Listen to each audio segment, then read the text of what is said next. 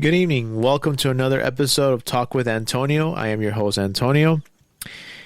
And this week I will be talking about, first off, I want to summarize and give my opinion on when I finished watching the documentary of Who Killed WCW. I also want to talk about how I know I'm a little late to the party, and I want to talk about in terms of President Biden stepping down and how he through his support to the current Vice President of the United States, Kamala Harris. And this is what we're going to be talking about this week. But first, let's talk about the documentary of Who Killed WCW. I would say that Vice probably produced, I would say, the best documentary in terms of how it happened with the whole story of WCW, how it got started and how it ended. We all know how that we all know how that went about. And this was, and also Vice was probably like, they released a documentary of WCW, but a non-biased point of view. Unlike with WWE, when they released back then, they released DVDs of. I remember the first one they released in 2004. They showed it was called the Monday Night War, but it was very biased. They interview a lot of people, but the main focus in that documentary, along with Who Killed WCW, the main focus was Eric Bischoff. And they interview in that documentary of WWE produced. They interview him. They interview Jim Cornette. They interview Gerald Briscoe, etc. All these other stars, but mainly it was Eric Bischoff, the main one. And this one with Vice, it talks about how Eric Bischoff got started in the wrestling business, how he first started. He created like this ninja suit with Velcro, like throw stars that would let like the Velcro stars would get stuck to the suit, kind of like laser tag, but without the lasers. And he pitched this idea to a guy named Sonny Ono, and he started selling them. And then later on he became. We started work for the AWA, and then later on he started working with WC. He went to WCW thanks to the help of Larry Sabisco, and he started out as an announcer. Then he became an executive producer, and lo and behold, he became one of the highest executive in WCW at that time. And there's a lot of things I do not agree with what Eric Bischoff did when he was with WCW. Like, for example, he was the one who created WCW Monday Nitro after he had a meeting with Ted Turner, and Ted asked him how could he compete with WWE, and Eric Bischoff said, "Give me prime time." And lo and behold, Ted gave Eric Bischoff a slot for Monday night, and Monday Night War started in September of 1995. Forget which date it was. And that very first episode, they show how the first episode was in the Mall of America. It debuted in the Mall of America, and one of the big surprise there is that they stole Lex Luger from the WWE at that time. And back then, I remember watching on TV. I was like, "What the fuck? Wasn't he in the WWF at that time?" But at that time, the internet was not as big as it is today, ladies and gentlemen. Back then, the internet, it only catered it was kind of like a luxury, which still is a luxury for a lot of people. But back then, it was a mega luxury to have the internet. But later on, throughout the years, it came out that Lex Luger was working without a contract in the WWF at that time, and Vince McMahon apparently believed Lex Luger that he took his word that he was not going to leave the WWF, but he wanted to leave, and he spoke to Sting, and Sting spoke to Eric Bischoff, and Eric Bischoff was never really a fan of him, so he talked to him, and so he gave him a lowball offer. Basically, Eric Bischoff said a fraction of what he was offering, and lo and behold, he took it. And he also told Eric that my contract was already up. And he did. He brought him in.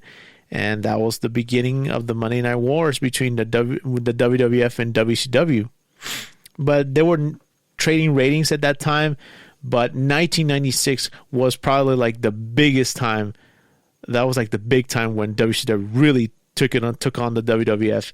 And how is that? Well, first off, in 1994, WCW signed Hulk Hogan. Apparently, because they wanted to create. In the first episode, they talk about how they wanted to recreate the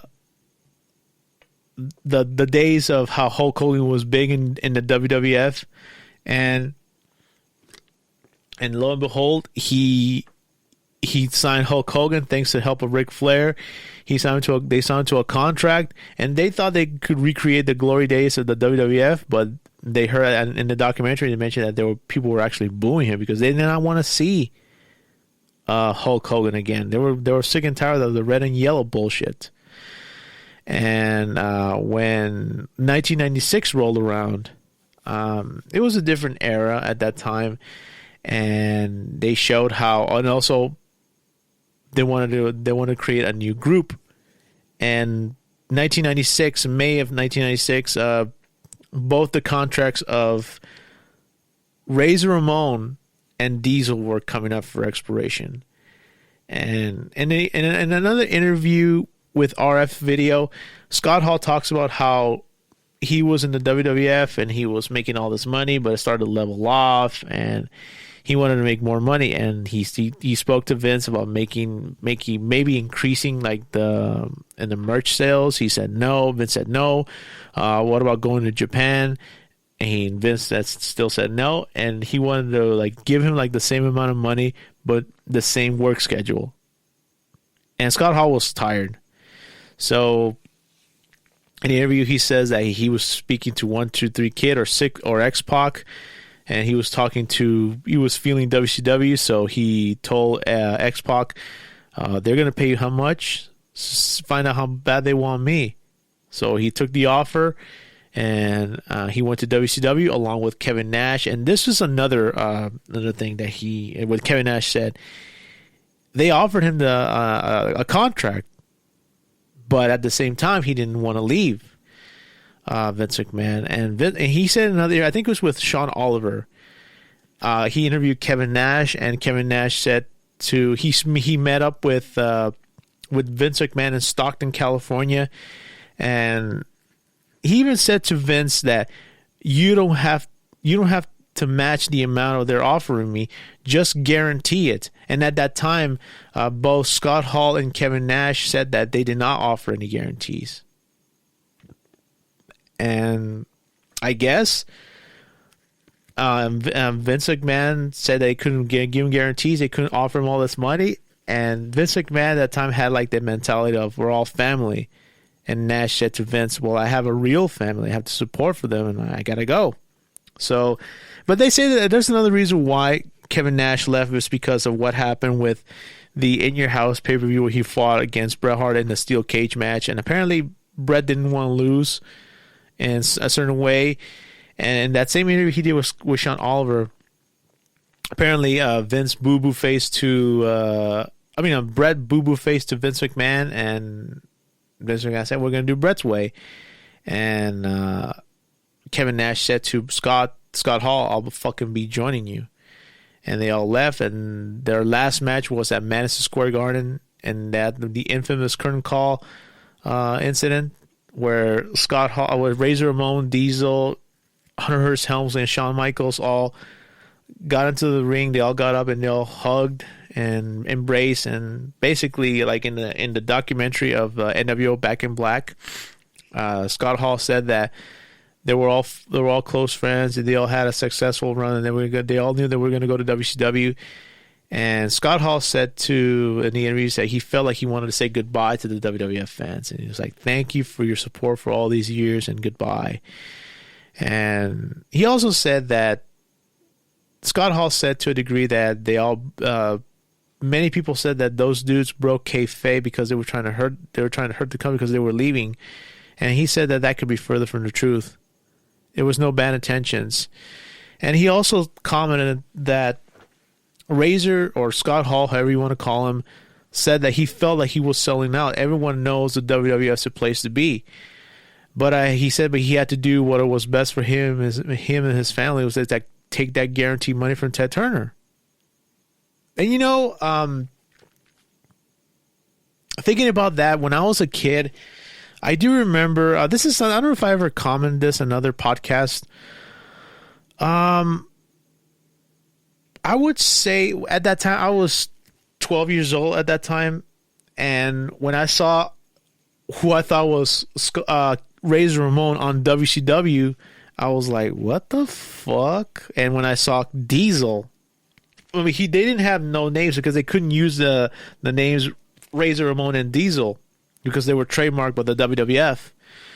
And when I saw it on TV, and at that, when you're a kid, you say a lot of stupid things. I said that they went to the other company, they were disloyal and all that stuff. But as you get older,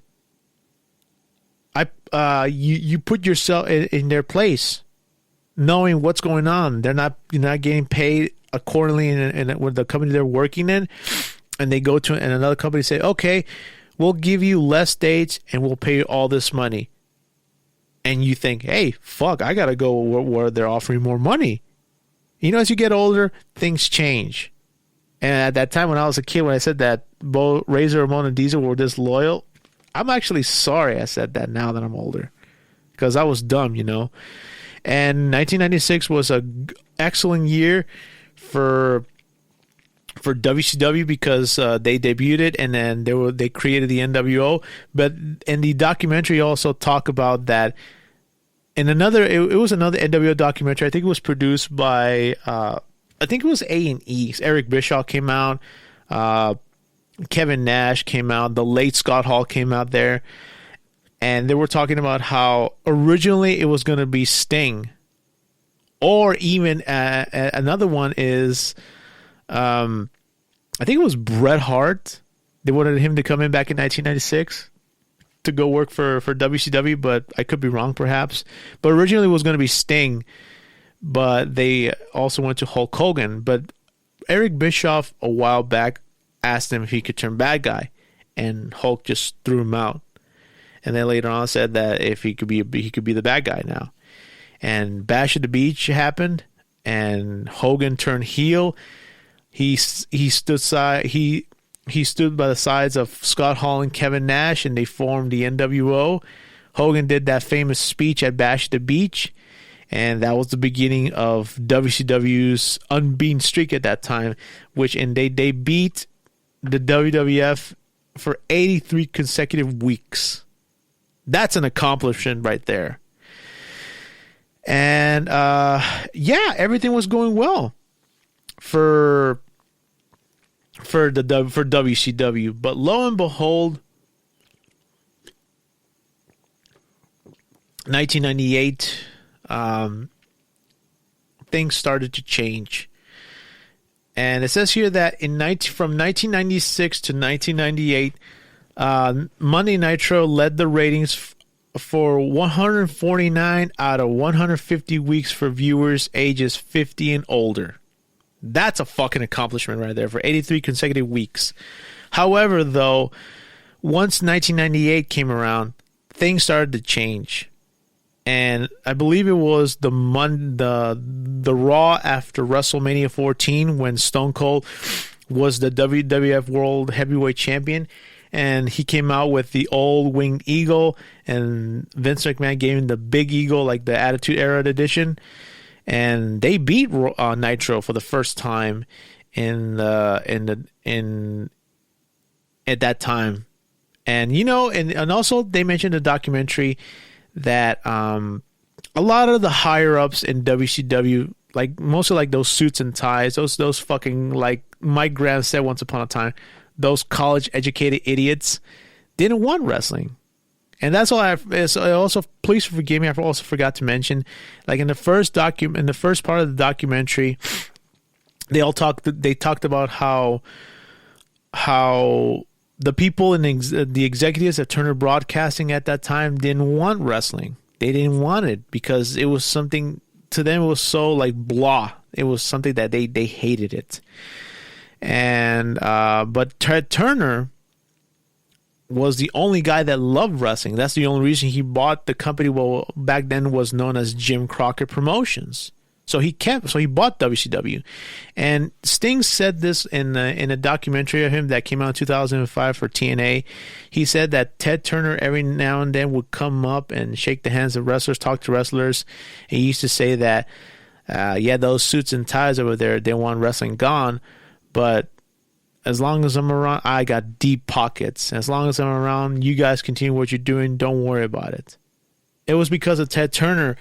He kept WCW, because if other people had another choice, they would have said, no, fuck this, let's get rid of it. And yeah, it was because of Ted Turner they kept WCW.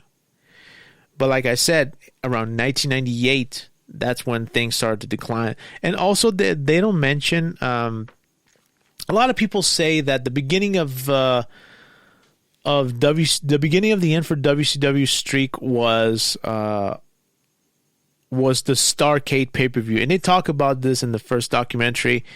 And I would say it's because of Hulk Hogan's ego.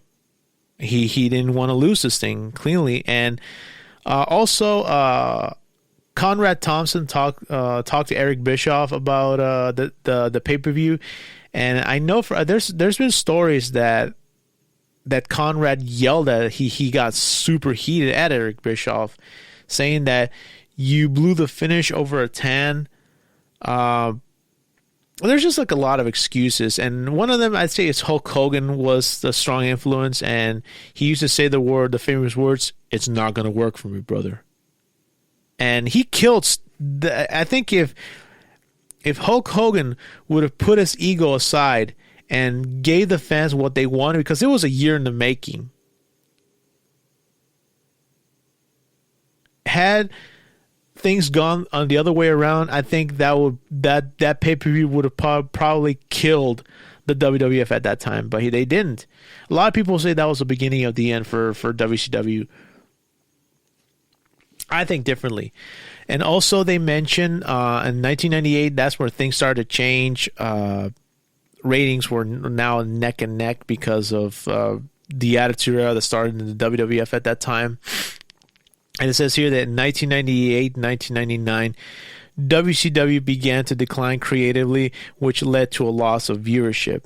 And also they mentioned on the third episode of how they brought in Vince Russo. And Vince Russo pushed like the mid-card guys. And that's another thing that they forgot to mention, because I didn't see that. Oh wait, I'm sorry. They did talk about that. For many years, it's been talked that in WCW they only wanted to push the older guys. They only pushed Hulk Hogan, Macho Man, Scott Hall, Kevin Nash, Ric Flair. Only like the older guys, like the younger talent, they were just being pushed aside because of the NWO. And I'll give you an example of how creative, in my opinion, this wrestler did to directly insult Kevin Nash. And this is a wrestler that I'm kind of surprised that he's omitted, like he's not mentioned at all. And that wrestler that I'm talking about is Chris Jericho. They don't mention him at all. And he was a part of WCW, especially in the younger talent days. And I remember like Chris Jericho, Eddie Guerrero, Dean Malenko, Chris Benoit, Rey Mysterio Jr., they were all younger talent, but WCW refused to push them. And I'll give you an example of how Chris Jericho was such a creative son of a bitch that he is. He started like to develop. He was like the typical Lionheart, like the typical baby face and all that stuff. And then slowly he started to turn heel, and he brought in some guy because he and also they mentioned the documentary. They mentioned Bill Goldberg. How can I forget about that guy? He was another focus in the second episode. And they mentioned like I was mentioning Chris Jericho. He did something that when he became a heel, he hired somebody called Ralphus. I don't know if people remember him. He was the JPS, Jericho Personal Security. He was kind of like a bodyguard-ish type of guy. But later on, when Chris Jericho left, WCW to go to the WWF at that time in August of he debuted in August of 1999. Ralphus was just floundering around, like just being like a sidekick guy for Norman Smiley. And I always remember this. It was written in a blog, but that was years ago. It said this, and I quote: "Some fans, and I actually do believe this. This is what it said in the blog, and I quote: Some fans believe the on-screen persona of Ralphus was Chris Jericho's way of directly insulting WCW's Kevin Nash. He, along with the NWO, have been holding down WCW's younger talent." Unquote. And that's something that I strongly believe, because they didn't want to. It was just the same guys hogging all the spotlight. And even Conan mentioned this in the documentary. Conan was another figure that they really interviewed there, and they didn't do that. So Chris Jericho left, and then later on, when in 1999, when WCW hired Vince Russo. Vince Russo in that documentary came out like a very smug little guy, like saying that he was the reason. And I don't know. Now that I'm older, I have my opinions on different opinions on Vince Russo. A lot of people, wrestling fans, hate him because of how the storylines that he created, like this type of shoot promos that really didn't work in WCW at that time. And he did push a lot of people, though. Like the mid-card guys, they pushed Chris Jericho. And he said that, quote, that a lot of the wrestlers came up to him and say that, can you give me a push? Like Chris Benoit, Dean Malenko, Eddie Guerrero. Hell, he even pushed Bret Hart. And to a huge degree, he pushed Booker T. And that's something that that's something I'll give credit to Vince Russo. He did push Booker T, because I think he should have been WCW World Champion a long time right before the end of WCW. But like and also they focus a lot on Booker T in the documentary, and I noticed that he did get angry, and he was taking a lot of pot shots towards Eric Bischoff. And they mentioned him, and also many wrestling fans put the blame on Vince because of his storylines. It was also the reason why WCW ceased to exist. I think differently. A lot of things bankrupted the company. But also in the documentary, they also interviewed. I heard the name, but when I saw him on the documentary, I instantly fucking disliked him. Every fucking word that came out of this dude's mouth was a fucking lie. And that's none other than fucking Brad Siegel.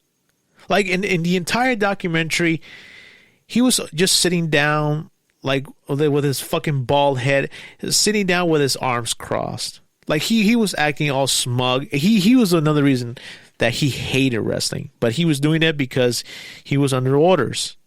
But he said that he hated wrestling. He didn't understand it, and like all the things that he said in the documentary, I just like looking at him. I swear to you, I just wanted to go up and fucking slap him in the face. If he were in front of me right now, I would like to go up and slap him in the face, because I strongly dislike Brad Siegel. And he refused to accept any responsibility. Hell, even Kevin Nash said towards the end of the interview of the entire end of the documentary, and he was watching of how they were interviewing Brad Siegel and Kevin Nash, and that was another guy they focus heavily a lot. And he says that this is a guy here who refuses to accept responsibility. And yeah, I just like that guy. He was just a fucking straight out asshole, in my opinion.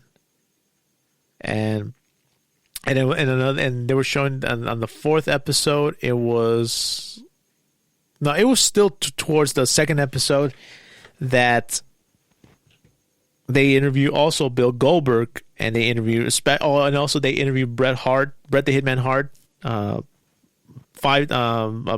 big time star in the WWF / WWE who went to WCW, and lo and behold, the things that company did to Bret, it was an abomination. And Bret Hart said, and I quote, that it was run by a bunch of idiots. And he even called Vince Russo an idiot, even though Vince Russo kind of pushed him, but he just, like, Bret Hart and his documentary that came out in 2005. He said that when he signed with WCW, he knew that the day he went there that his life was never going to be the same for him. And yeah, it was true. Vince McMahon said that he was concerned that they didn't know what to do with him. And he even said that they had no idea what to do with Bret Hart. I mean, they paid the guy a handsome, hefty sum of money. I mean, they paid him $9 million for 3 years, which is $3 million a year, and I think his after taxes is like 2-point-something million a year. And Bret's like, in the documentary that he did in WWE, he said that he didn't complain about what they paid him. They paid him very well. But in terms of creatively, and no, he said that WCW poorly used him. And yeah, and towards the fourth episode, the final one, the final Nitro, and they talked about how Eric Bischoff and a group of investors called Fusion Media Ventures wanted to buy WCW because WCW at that time in 1999, 2000 was fucking garbage. And it says here that 2000, I remember that the pay-per-view happened at the Bash at the Beach where Booker T won the WCW World Heavyweight Championship. And at that time, creatively, that the whole company was absolute garbage. And they brought back Eric Bischoff and Vince Russo, but even that was a fucking failure. So later on, the company, since Brad Siegel still had WCW still had a time slot in Turner Broadcasting, so Eric Bischoff and a group of investors called Fusion Media Ventures, they wanted to buy WCW, and they were going to create another pay-per-view, which I forget what was the name of it, but they showed in the documentary. It was going to debut in May of 2001. But lo and behold, Brad Siegel, says he met with a guy named Stewart something, and he was working for the WWF at that time, and he met up, and the guy said that if you guys ever have an interest of selling the company, we'll buy it. And later on in the documentary, it talks about how Jamie Kellner, Jamie Kellner, who was the creator and was the CEO for he created the WB Network. So he went to work as a CEO of. But before I get into that, they also in the documentary talks about how Time Warner merged with AOL, and once that merger happened, Ted Turner basically had no control of what was going to happen to WCW. Basically, they just pushed him out. He was just put to the corner just to watch his company go taken away from him and basically make any decisions without consulting Ted Turner first.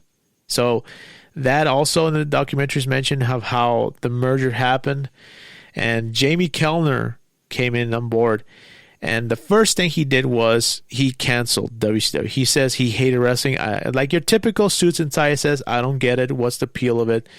And he just shut down WCW. And what the fuck he did at the same time though.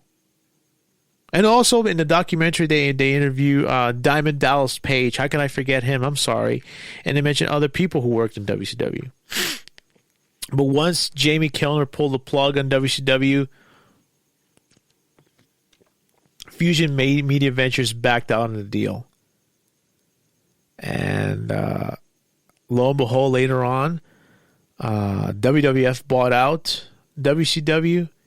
And once again, and what happened? A lot of people lost their jobs.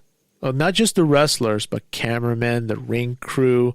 And I forgot the name of this one old dude who was talking. And I can, like, when he saw that people were losing their jobs, they're losing their livelihood, he started to cry. I kid you not, people. I feel for it. I actually got sad because it sucks to lose your job. All because of a decision made by a decision by some fucking hotshot in a suit and tie. And Diamond Dallas Page said to a degree, "Fuck you, Jamie Kellner." And I do not blame Diamond Dallas for saying that. I mean, if I had a job working in a company and then some fucking hotshot, big shot comes in and says, "Let's get rid of this because it's not worth it," I would absolutely hate that motherfucker. And where the fuck is Jamie Kellner now? He's dead, buried 6 feet under. Nobody cares about him. Nobody remembers that. I mean, all the people will remember, like, a lot of people don't even remember who Jamie Kellner is. But, like, wrestling fans do, because he was the one who pulled the plug on WCW. And the final Nitro came in. They showed, like, a video of Shane McMahon was in the ring in WCW. And he made a speech of how they own the company. And some people will get hired, some people will get fired, and there was like an applause. And lo and behold, final Nitro came. Nitro aired the final episode of WCW Monday Nitro on March 26, 2001. And that was the end for WCW. But you know, a lot of people, I remember when I was a kid, I was a teenager still at that time. But when I saw when WCW was bought out by WWF at that time, the Invasion storyline was coming up. But there was a difference, though. Yes, certain wrestlers had contracts directly with WCW, but in terms like the big names, they did not have a contract with WCW. They had a contract with AOL Time Warner. And in documentary, Eric Bischoff mentions how they bought the name and everything, but they didn't bought out the contracts. And he even mentions like they didn't bring in Lex Luger, they didn't bring in Sting, and all these other like major names like Bill Goldberg, Kevin Nash at that time. I mean, Scott Hall was no longer with WCW at that time, but Kevin Nash was still with WCW. And all these like major big names that were not in the Invasion storyline, and I think that was the reason why that could have, and even what's his name, Conan said that had WWF had negotiated, they could have somehow go to the bringing like the big names to WWF. That could have been one of the greatest storylines of all time, but lo and behold, it didn't happen. And like the only major name at that time I'm sorry, I didn't mean to say that. The major names that came to the first of the Invade, the first night they came in, it was Booker T, Buff Bagwell. He had a contract directly with AOL Time Warner, but he took a buyout and he went to work for WWF at that time. But he got fired about a week later. And Booker T came in, and that was pretty much it. And all these other guys, like for example, Sean O'Hare, Chuck Palumbo, Shane Helms, Mike Awesome, Tori Wilson. I forget who was the other ones, but in terms of the big names, like major stars in WCW, none of them went there. And Sting said something to a degree that this is something that I will forever and ever remember. Sting was a big name that at that time he didn't join the WWF.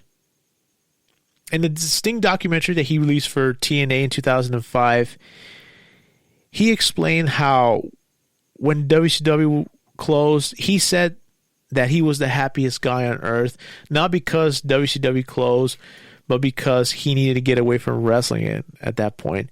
And he said that he was going through some big personal stuff starting in August of 98. And he just wanted to make up a lot of lost times with his family, to spend time more with his wife and kids. He wanted to make up for a lot of lost time. So, but he also said to a degree of, it was also a double-edged sword because he had that side of it, and then the other side of it is kind of lousy because, you know, wrestling after all those years, it just stopped. And one day he wrestled his last match against Ric Flair, and it was all over. And he couldn't believe that it was all over. He lived and breathed wrestling at that point. But he was relieved, but at the same time, he was also freaked out. What was he going to do? And this is where he said the most famous thing. I still have that embedded in my mind. He said that he had a lot of conversations with, excuse me. He had a lot of conversations with Vince McMahon. He claims that Vince was good to him.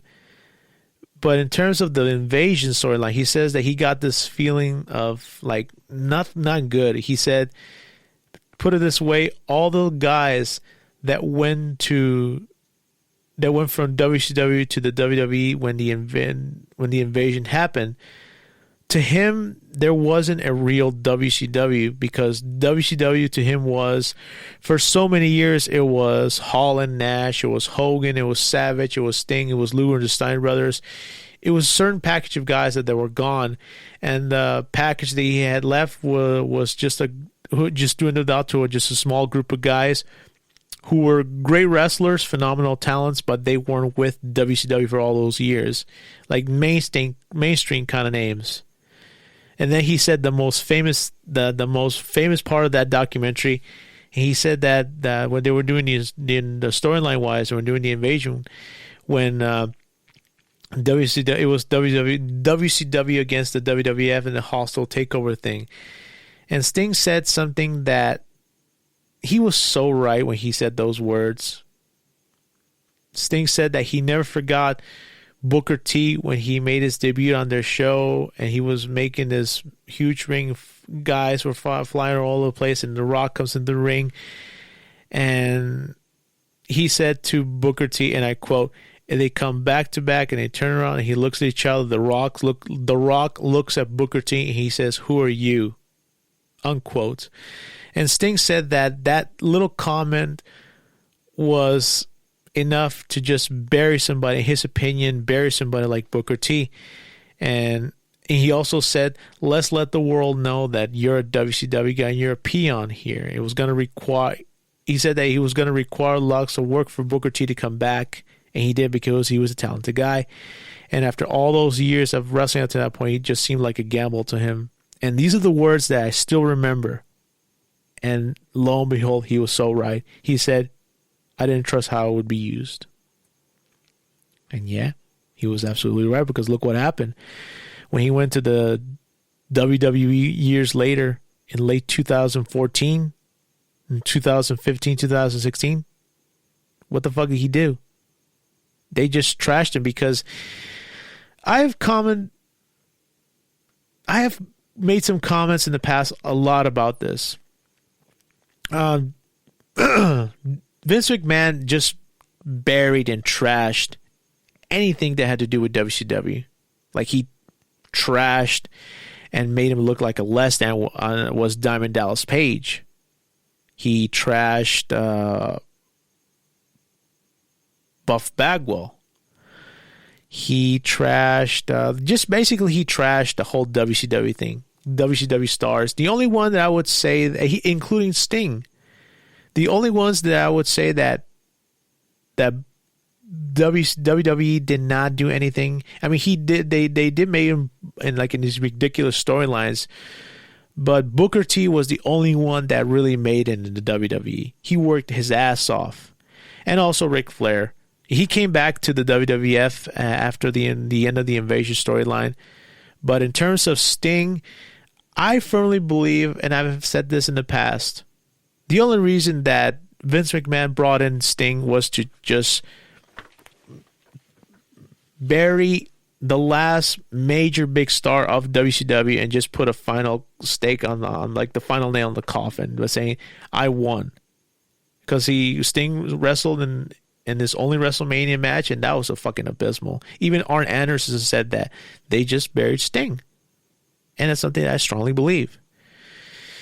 But Yeah, and but in terms of how in the documentary, The Rock was also a key player in that documentary. He was also the executive producer along with his ex-wife Danny Garcia, and he said that when they bought WCW, he said, "Oh my God, I want to wrestle Sting," but it didn't happen because all these major stars were with had AOL Time Warner contracts, and a lot of them, including Bill Goldberg and Kevin Nash, said, "You know what? I'm not gonna go there. I'm just gonna sit on my ass in my house and get paid." And that's what happened. That's why the invasion storyline in the WWF fucking failed. It was, and then Eric Bischoff came in and to the WWE in 2002, and yeah. So in conclusion, I did a poll once upon a time on Twitter, and I asked, what killed WCW? Was it the AOL Time Warner merger? Was it Brad Siegel and others? Was it Hulk Hogan? Or was it Vince Russo? A lot of people say it was a merger. Some have actually voted that it was. Let me see. Let me read the poll still. Let me see. Okay. So far, the only people that voted the majority was the AOL Time Warner merger. Nobody voted for Brad Siegel and others. None of them voted for Hulk Hogan, but a few people voted for 20% voted for Vince Russo. To me, I would say a lot of things killed WCW. I would say it was a combination of things. But the main thing I would say it was the AOL Time Warner merger. Other was Brad Siegel and others. I would say that I would not put Vince Russo in that category. I would say Hulk Hogan, because that guy had creative control and he always he got away with a lot of things. He was just like he was like the biggest politician in the wrestling business, because he did that just for him to stay on top. And that's something that I really believe. In my opinion, I would say it was a combination of things that killed WCW.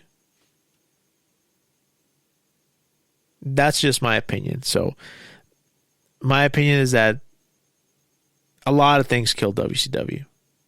And also towards the end of the documentary, Kevin Nash gave Eric Bischoff props, saying that he was the one that took on and stuck it to Vince McMahon. And you can tell that when Eric Bischoff saw that, what Kevin Nash said, you could tell he got emotional. He was like, cool. But his eyes were filled with tears. And yeah. So in my opinion, to sum it up, to summarize the documentary, I would say it was excellent. I loved it. If I had a chance, I think I would rewatch it again.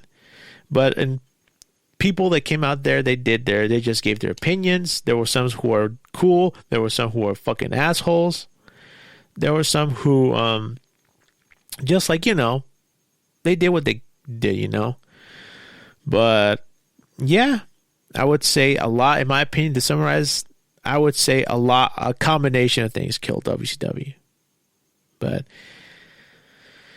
yeah, that's all I can say about that documentary. I would say I would give it out of 10. I would give it 10 out of 10. That was my favorite documentary for Vice TV. So now moving on to another subject. I know I'm a little late to the party about this, and I apologize. We're a few months away from the presidential election of 2024. And right now, a lot of things are at stake right now.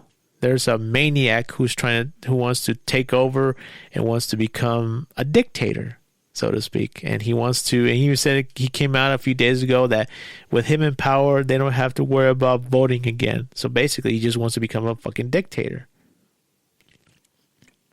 And who is it that I'm talking about? None other than Donald Trump.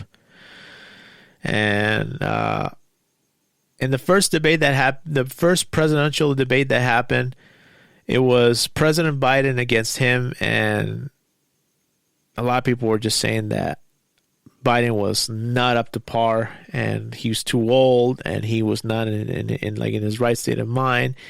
And everyone was just trashing President Biden, and fucking Trump was just like lying through his teeth. He lied throughout the entire debate. And about a few weeks ago, maybe I'd say it was a couple of weeks ago, President Biden made the announcement that he was dropping out of the he was talking to his family that he was dropping out of the presidential race, and now he is giving his support and backing the current vice president of the United States, Kamala Harris. And now that's where shit just got real. And like right now, at first, Trump was leading in the polls against President Biden because now he was all nonchalant. This is going to be a cinch. Now that Vice President Kamala Harris is in the race now there's a lot of murmurs in MAGA country that Trump is like, oh shit just got real right now. And the other thing is that right now they're just making up all this shit. Now they're creating this whole birther conspiracy, part 2. The first one was President Obama, and now with Vice President Kamala Harris.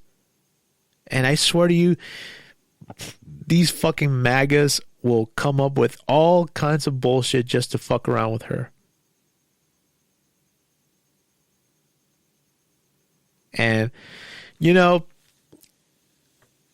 and Trump doesn't want to debate Miss Harris. And like right now, everyone's coming up with lying Kamala. Trump is just acting like a complete total asshole that he is. So right now, it's going to be, and right now, Trump doesn't want to debate Kamala, Vice President Kamala. Why? It's because Trump is a dickless, yellow belly coward. And I don't care what people say. I'm just saying my opinion. Why he doesn't want to debate her is just mind blowing that he doesn't want to do it. So we're just, like I said, we're just months away from the election. And right now, a lot of things are at stake right now. And the only thing I'll say about President Biden is you did what you could. He did what he could. I mean, if he would have been a little bit more younger, that would have been a different story. But he was, now it's Donald Trump who's the oldest president. But with President Biden, at that time, he was old. He's 81 or 82, I believe. And it's just like all that pressure just to become president, just to put all this pressure on him. I mean, that takes a toll on you. And I don't even understand why people want to become president. And just to get paid $400,000 a year for being president? For making all this decisions and all that stuff? Give me a break. The people who want to be president, I commend you. But being president, fuck that. That's a job that I would never take. So I would say, like right now, all I can say to President Biden is thank you. Thank you, sir. You did what you could. But like right now, now it's time for Vice President Harris to take over the reins. And let's see what happens. Like I said, we're just months away from the election. More like, let's see, September, October. Just 2 months away from the election. And things are like a game changer right now. So let's see what happens, ladies and gentlemen. Yeah. So that about wraps up for this week's podcast. Let me say that it was very interesting to talk about, summarizing who killed WCW, talking about what happened with President Biden, and now Vice President Kamala Harris is in the reign to become president. Shit is getting real, people. And for next week's episode, I will be talking about something that really kind of caught my eye, and I kind of feel sad about this. I want to talk about Griffin Park and two things that are shut down. One is quote unquote temporarily shut down, and the other one is shut down forever. I will be talking about the pony rise that was in Griffin Park for X amount of years and closed down in December of 2022, and the merry-go-round or carousel that's been shut down since 2022. And there has been stories or rumors going around that the carousel or merry-go-round might never come back because it's too old. Well, it has to do with that. It's too old, and there's a lot of like parts that are just like very hard to come by. And I want to talk about how I paid a visit to the park this past week, and I went to go where the carousel was. I put it on my Instagram page. Check it out. And it was just a sad sight to see what one of the historical landmarks of Los Angeles has just become a relic. Man, it's just a sad sight to see. So let's see what happens. So that about wraps up for this week's podcast, ladies and gentlemen. If you find me on YouTube, click the link and subscribe button, and give it a thumbs up. Leave comments there if you want to, please. And also you can find me on Spotify and Spotify for podcasters, and iHeartRadio and Apple Podcasts. Look me up there. Talk with Antonio, and leave comments and tell me what you think. And thank you so much. You have a great evening, guys. Bye-bye.